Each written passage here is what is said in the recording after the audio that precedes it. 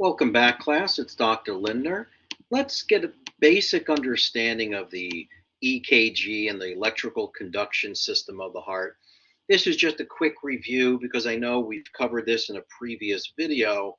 The electrical conduction system of the heart are these five main parts where the pacemaker or the sinoatrial node sets the tone, sends the electrical current to both atrium, left and right atrium at the exact same time, sends the relay to the AV node number 2.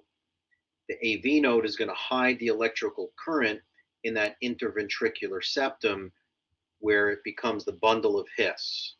The bundle of His divides into two bundle branches, a left and right bundle branch. Sometimes there are paramedics or EMTs that they'll say, oh, he or she has a left or right bundle branch block based on the EKG readings, meaning something is blocking the conduction here. And usually it's damaged myocardium, like dead muscle cell. And then after the bundle branches, we end up with the Purkinje fibers. That's going to send the electrical current. And this is what's being measured with an electrocardiogram. An electrocardiogram, we will be looking at P, Q, R, S, T waves. So we see a P wave here, Q, R, S complex in the middle, and then a T wave over here. Now, a few words that I want you to look at and understand are these terms depolarization and repolarization. For simplicity, when you hear depolarization, I want you to think contraction. And when you hear repolarization, you think relaxation. Okay. When you hear depolarization, I also want you to associate that with systole. And when you hear of relaxation, we associate that with diastole. We know when we take blood pressure, and most people are familiar with 120/80, although we want it less than 120/80.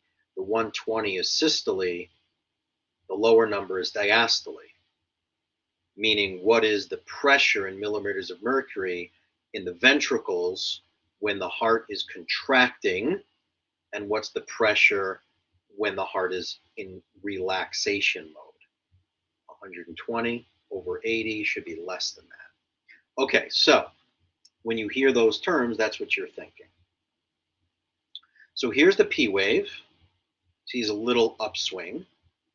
Then the QRS, it kind of dips, it goes down a little bit, spikes up, comes back down. And then you have this little increase over here for the T wave. So atrial depolarization is telling us, okay, the atriums are contracting a little bit. Well, think about it. When I taught you about blood flow through the heart, we know that blood flows superior to inferior, and you have gravity that pulls it down, and maybe the 10 or 15% of blood is going to be contracted using the pectinate muscles in the atrium.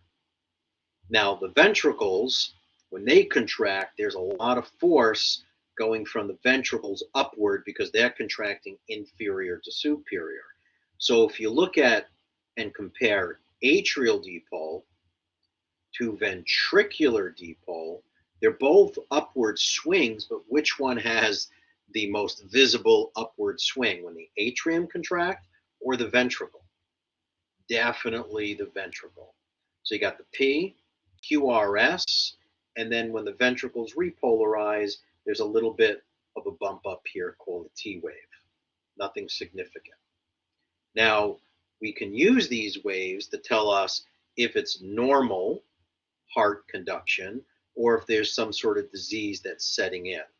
So we have a P, Q, R, S, T wave. That's normal, right? The QRS complex. Now, look what's happening here.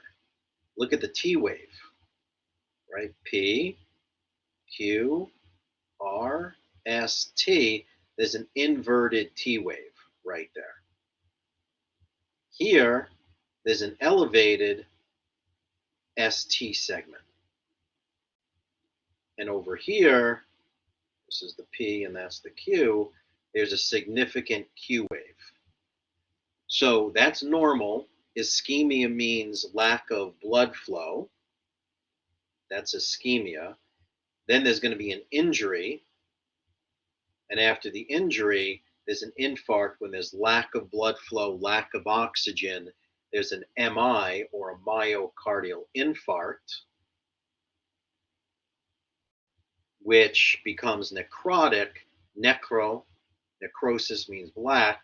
Now it's dead, blackened myocardium. This never becomes functional. And obviously, we're looking at a dead, cadaver heart. This is a dead person's heart. They didn't make it after a heart attack or a myocardial infarct or myocardial infarction. Great, good place to take